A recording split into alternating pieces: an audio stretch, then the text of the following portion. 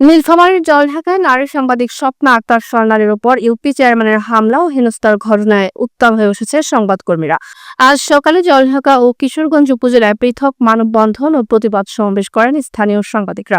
গত ৮ জুলাই লক্ষ্মীচাপ ইউনিয়নের জঙ্গলিপাড়া গ্রামে সংবাদ সংগ্রহে গেলে চেয়ারম্যান আমিনুর রহমান ও তার সহযোগীরা জেলা রিপোর্টার্স ইউনিটির সভাপতি স্বপ্না আক্তার স্বর্ণালীকে শারীরিক ও মানসিকভাবে হেনস্থা করেন।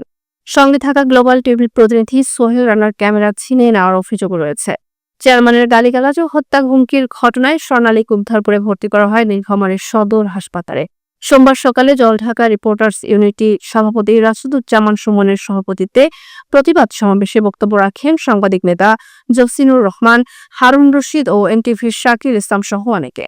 তারা অভিযোগ করেন, থানা পুলিশ মামলায় তালবাহানা করছে এবং চেয়ারম্যানের পক্ষ নিচ্ছে।